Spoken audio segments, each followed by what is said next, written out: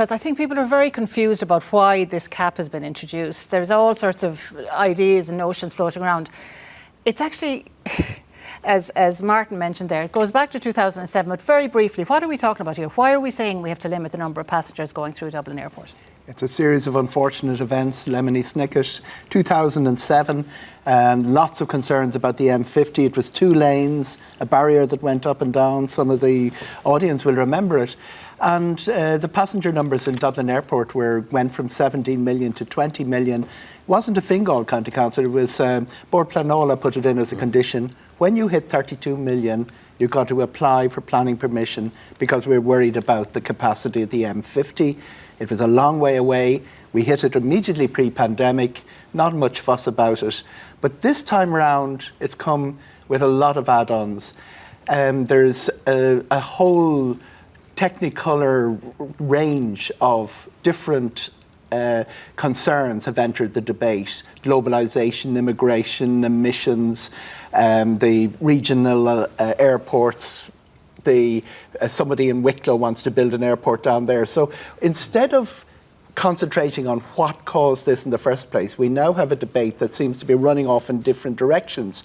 Another big problem, Katie, was Dublin Airport is not designated, our national main airport on the island, as critical infrastructure.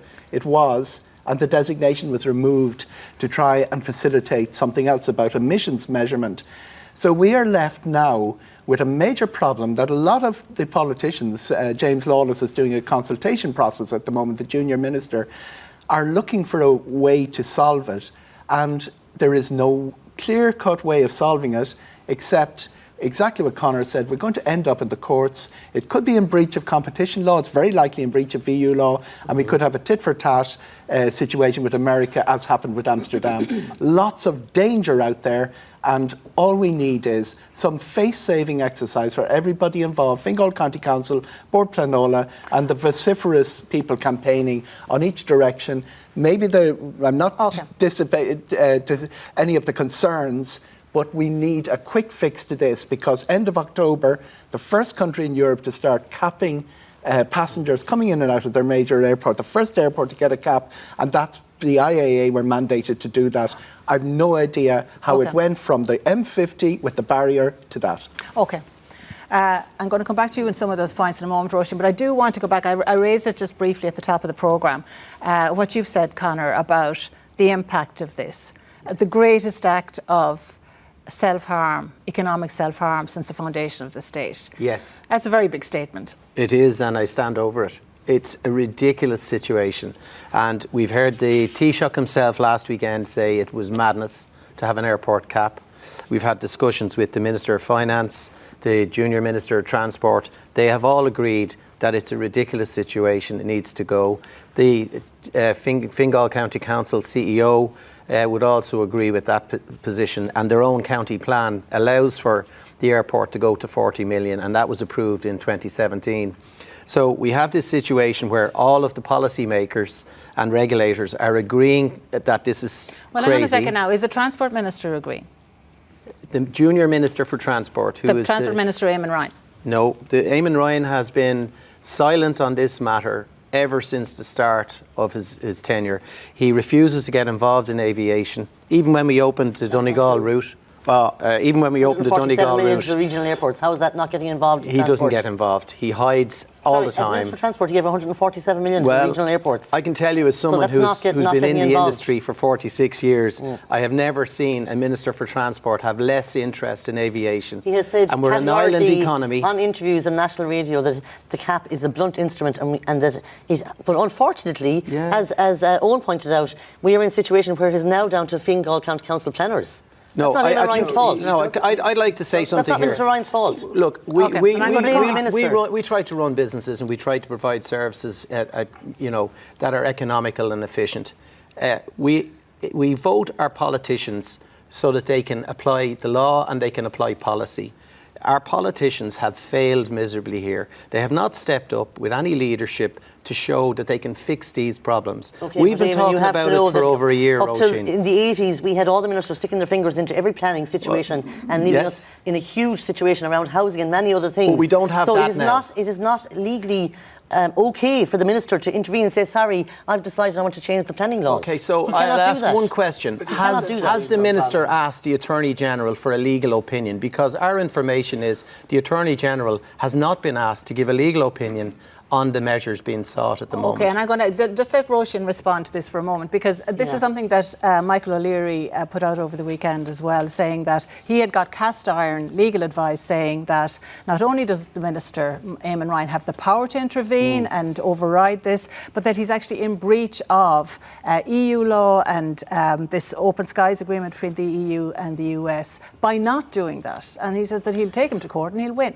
Yeah. So where has the Minister asked for legal advice? You should shoot every travel agent and that nobody should ever get their money back if they miss a flight. So I'm not sure where are we at with he's legal not even in the room. If we could just respond to the legal advice issue. Do we know, has he asked the Attorney General, has he received legal advice on his powers in this area? Yeah, but I'm just saying, just because Michael O'Leary says something and pays lawyers lots of money to maybe come up with ideas that he wants them to come across, does not mean we should have he's a businessman. He's not a planner, he's not a politician, but he gets so involved in things that have nothing to do with him. And all he wants to do is make money. He made $2 billion profit last year. He's already saying, I'm going to have to hike the prices next year. Michael O'Leary isn't here, to be fair. Yeah, but you brought him up. No, but I brought up the legal advice. I was asking a question about legal advice. So can we just establish, has the Attorney General offered or given the Minister legal advice in this regard? This only came out in the last few days, as far as I'm aware. But this issue has been rolling for some time, so surely this issue, whether or not this was going to be... Oh yeah, he has been told that because it's a planning issue, he has to leave it to the Fingal Council. That was the advice he was given. Now, the latest thing with Michael O'Leary and some EU Open Skies thing... Can I just be clear about this, Roisin, because this is a point of contention. You're saying the Attorney General has told Michael O'Leary that he cannot intervene under any circumstances? Anything about the Attorney General. I don't know what the Attorney General has said. I'm not quoting him at all. Okay, so where is the understanding, the legal position of non-intervention? This is the new thing that Michael O'Leary has come out with, I think, today or yesterday. I'm talking about the Minister's position and in terms of the legal Minister has always said the cap... I know what he said. Where did he get that legal advice? That is the law. You don't interfere with planning. We have brought new laws in because of the precedent we had for years of ministers interfering in laws and making really bad decisions, which is really why we have a... It's really why we have a housing crisis and a health crisis, because of ministers interfering, taking care of their own backyard instead of ruling the country. And I'm sorry, Minister Eamon Ryan has no place in getting involved in this planning decision. This is back to the DAA leaving it since 2007 and have done nothing about this. They've come very late to the game. They only brought it in last December. They didn't bring everything they needed. They needed extra time. Now it's looking like they won't even have all the paperwork done until November. So I'm sorry now, but we can blame Minister all you want, but the reality is the DAA... The Minister has gone into hiding. The Minister has gone into hiding. He's hiding behind, and it's a fictitious legal argument he makes. He has not gone to the Attorney General. There are planning laws, Eamon, I'm sorry. No, but do you want the Minister to intervene in planning? Is that what you're saying? I'm asking the Minister to go to the Attorney General and ask a simple question. Can we suspend these measures while the review is ongoing? The review will come out with its final ruling. As Eoghan has already said, there's prima facie a case for this cap to be lifted. In fact, tomorrow you could lift the airport cap to 36 million without any works going on at the airport. And just dismiss all the jobs of all the planners. Is this they become null and void? The planners didn't come out with this. This was Board Planola and the road system. So this is about the road system. But currently it's down to Fingal Council to make a decision on this. Isn't that right?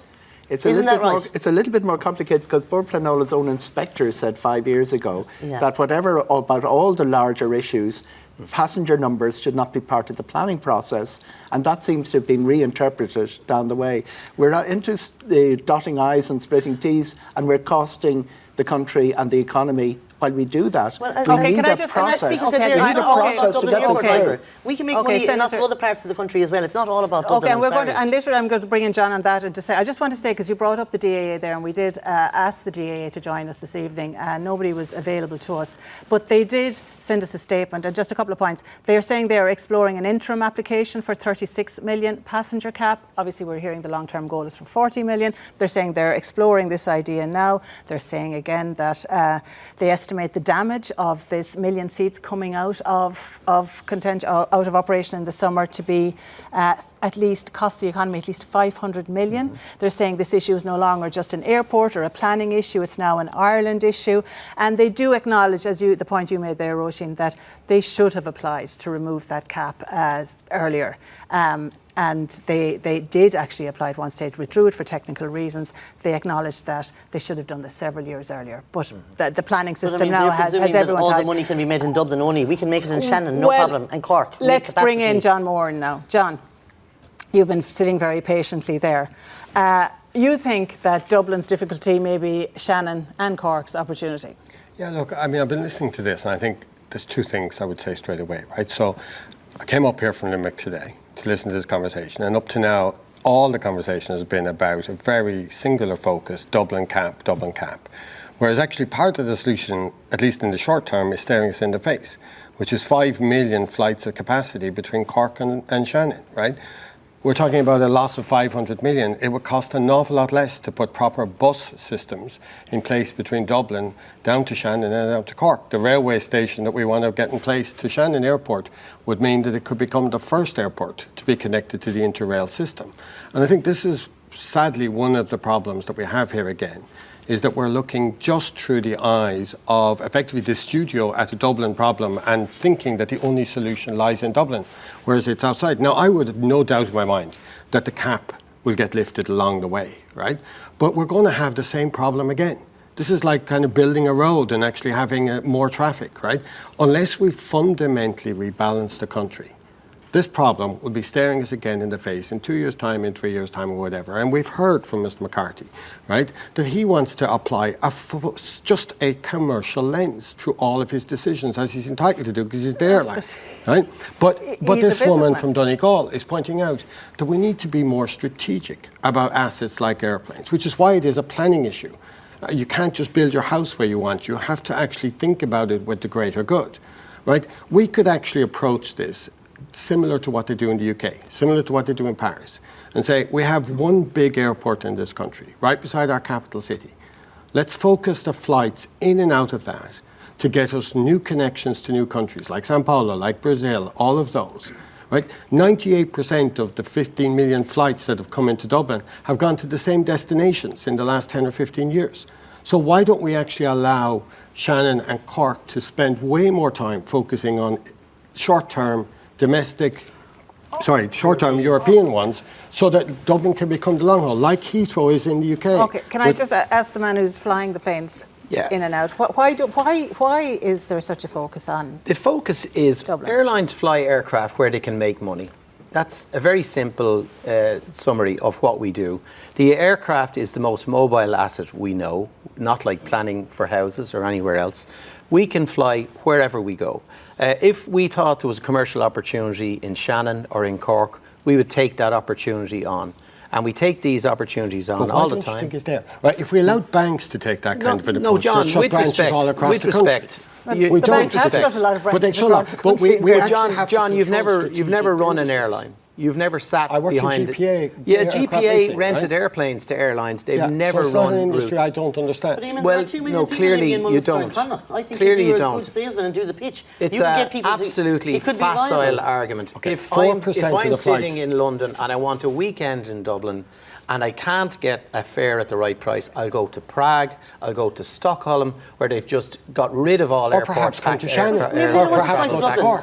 Actually, People 40% will not- of the people who fly to it's- Dublin go it's- straight to the west. People, so fly the 40% they into don't the west. fly straight they to do. the west. 38% do. So Look at the why statistics aren't- of Dublin Airport why about isn't that. Shannon bigger than Dublin if that's the case, if they all go to the Look, west? can I give you an because example? they have a choice Let me today. explain Okay, one okay, thing. okay, let John, let John have Right? space there. In the next 5 years in this country, okay, the government is investing in capital infrastructure in Dublin, 19,000 per person. The same government is investing about 9,000 per person in Limerick, about 9,500 in Cork.